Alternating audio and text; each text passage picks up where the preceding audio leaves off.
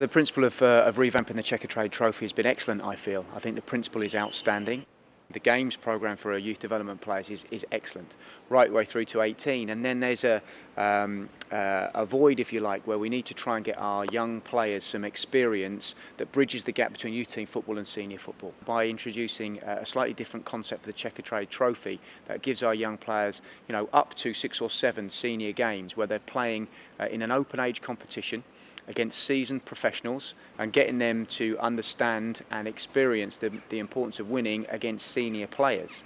And ultimately that's what their careers are going to be judged on. If they can master that and they can win more games than they lose as they step into senior teams, they'll be successful players.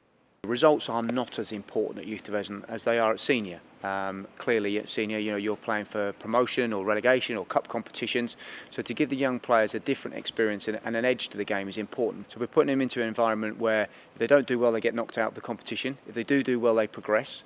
There's crowds, and it's there's something meaningful at the end of that particular game that's maybe slightly different from a league programme, and it gives them that experience of playing 90 minutes of football, which will determine what happens next. We all want our senior teams throughout the leagues stocked full of young, homegrown players that have come through the system. That's better for England. I think that's better for all of the clubs as well. The academies in the main have been very supportive. The majority of the clubs have taken up the opportunity to enter the Checkatrade trophy. It's a pilot year, we all know that, and hopefully we'll be able to support it going forwards, and we'll be able to come up with a competition and a format that everybody feels is a worthwhile opportunity for the young players.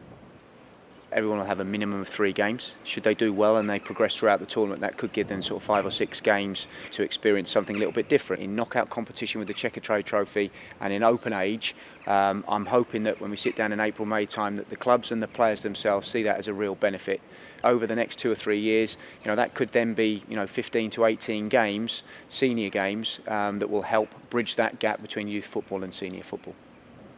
You've seen what happens when cycling do well, when tennis does well, when the women's senior team did well. There's a real spike in interest in participation from grassroots right the way through to professional level. So I think having a healthy and successful England senior team can only be good for the game, not just for the professional clubs, but also for grassroots as well.